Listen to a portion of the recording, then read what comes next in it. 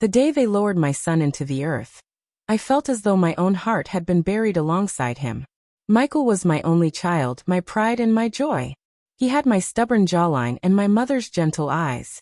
When cancer struck, I stayed by his side night after night, praying that if death had to take someone, it would take me first. No father should ever have to bury his son, but the pain of that funeral was nothing compared to what awaited me the next morning. "Arthur," my daughter-in-law Claire said sharply, arms folded as she stood in the living room. "This house belongs to me now. You can't stay here anymore. Pack your things and go." Her words cut deeper than any illness or loss I had ever endured. This wasn't just a house, it was the home Michael and I had built together, brick by brick. I had laid the foundation with my own hands, hauled the beams into place, painted every wall with the belief that family would always live here. But Claire no longer looked at me as family.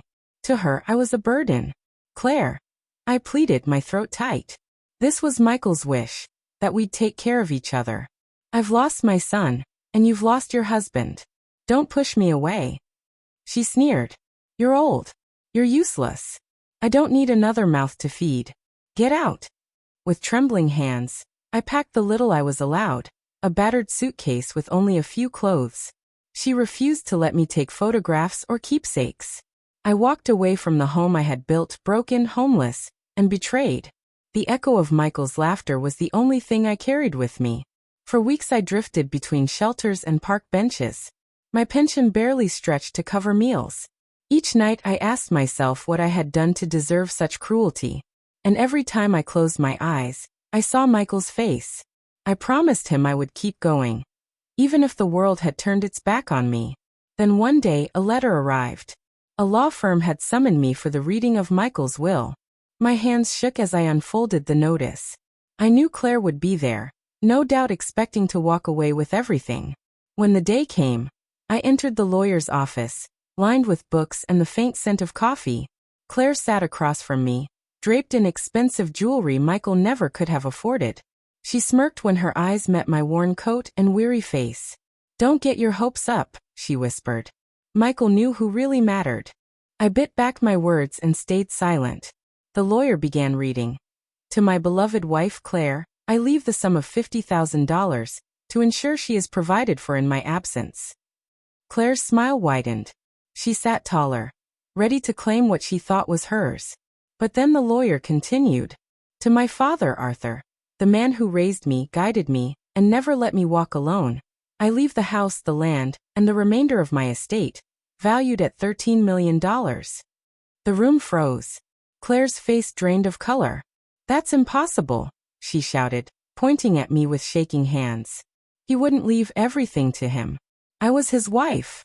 I took care of him. That house is mine." The lawyer calmly adjusted his glasses. "Mrs. Claire, these are Michael's exact instructions. He was very clear. His father built that home, and his father will keep it." I sat in stunned silence, the words washing over me like sunlight breaking through a storm. My son hadn't forgotten me. When I believed I had lost everything, he had restored it all. Claire lunged toward me. "You tricked him. You forced him to write this." I shook my head slowly. My voice was steady. "No, Claire. Michael knew your heart better than I did. He understood who would honor his memory, and who wouldn't." Her protests rose to a scream. But the lawyer's firm voice cut her short. "Mrs. Claire, the will is legally binding. Challenge it if you wish, but you'll only waste your inheritance on court fees." Tears stung my eyes, not of grief, but of relief.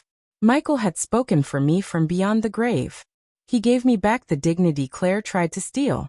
When I left the office, the keys to the house rested in my hand. I felt Michael walking beside me. Into the wind I whispered, "Thank you, son. You gave me back my home." A week later, I returned. Claire was gone, leaving only broken furniture and empty drawers. None of it mattered.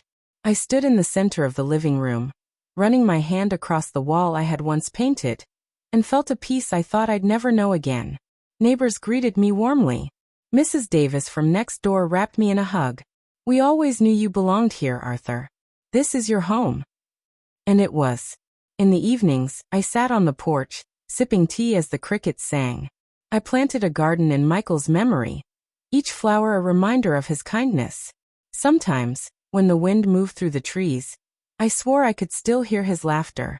Grief never left entirely, but I was no longer abandoned.